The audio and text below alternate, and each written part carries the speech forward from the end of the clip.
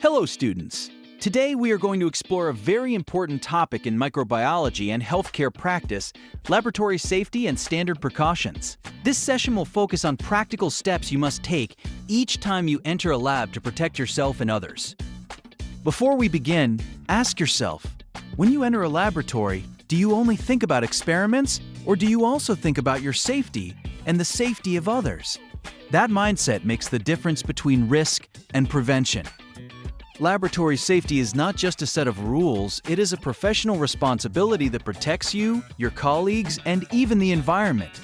Good habits reduce accidents, contamination, and costly mistakes. Working in a laboratory involves exposure to chemical, physical, and biological hazards. Those hazards vary by lab type, so it's essential to identify and manage them properly before starting any work. Standard precautions are the basic level of infection control used in healthcare and lab settings to reduce the risk of pathogen transmission from both known and unknown sources. Throughout this video, we will break standard precautions into clear actions: identification of hazards, personal protective equipment, hand hygiene, sharp safety, labeling, and response protocols. First, identify hazards. Chemical hazards include corrosives and solvents. Physical hazards include heat, sharp objects, and moving equipment. Biological hazards include bloodborne pathogens and infectious cultures. Assess the risk for each task. Ask, what could go wrong? Who could be harmed? And how likely is it? Use simple risk rankings to prioritize controls before starting work. Hierarchy of controls matters. Eliminate hazards when possible. Substitute safer materials. Apply engineering controls, use administrative controls, and then rely on PPE as the last line of defense. Always consult safety data sheets for chemicals and institutional protocols for biological materials. Those documents tell you the hazards, required PPE, and emergency steps for exposure. Label all reagents and samples clearly with contents, date, and hazard information. Unlabeled items create confusion and increase risk during routine work or emergencies. If you are unsure about a procedure or a material, stop and ask a supervisor. Never guess when it comes to safety. Personal protective equipment, or PPE, includes gloves, gowns, or lab coats, eye protection, and face protection when needed. Select PPE based on the identified hazards. Put on PPE before beginning work and remove it before leaving the lab or touching clean surfaces. Follow proper donning and doffing order to avoid contamination. Hand hygiene is one of the simplest and most effective precautions. Wash hands with soap and water for at least 20 seconds when visibly soiled or after glove removal. If hands are not visibly soiled, use an alcohol-based hand rub with at least 60% alcohol. Rub until hands are dry, covering all surfaces including between fingers and thumbs.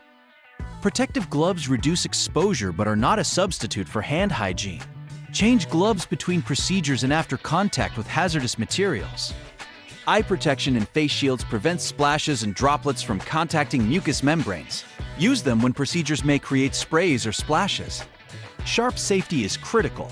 Needles and other sharps must never be recapped, bent, or broken by hand. Use a sharps container immediately after use.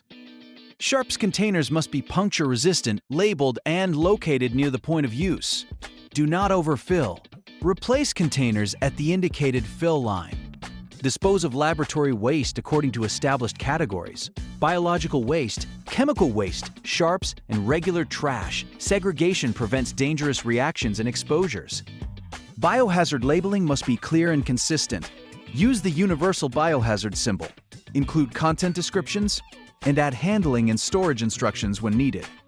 If a spill or exposure occurs, follow your lab's emergency procedures immediately. Contain the area, notify others, and follow cleanup protocols or seek medical attention. Report all incidents and near misses. Timely reporting improves safety systems and prevents recurrence. Standard operating procedures and written protocols translate safety principles into repeatable actions. Always follow the SOPs for your tasks and equipment. Regular training and competency assessments ensure everyone understands hazards and correct techniques. Participate actively in training and ask questions until you are confident. Use checklists and on-screen captions to reinforce critical steps. Visual bullet highlights help recall when performing tasks under pressure. Supervisors should conduct regular audits and drills. These reviews identify gaps and ensure emergency responses are practiced and effective. Remember, safety is a shared responsibility. Simple actions like correct PPE use, hand hygiene, proper labeling, and timely reporting make labs safer for everyone. In summary, identify hazards, assess risk, choose controls, use PPE properly, practice hand hygiene, dispose of sharps correctly, and follow labeling and emergency protocols. Stay alert and stay safe. And that wraps up today's topic. If this explanation helped you understand a concept more clearly, make sure to like the video and subscribe to this channel for more simplified lab technology and radiology lessons powered by AI.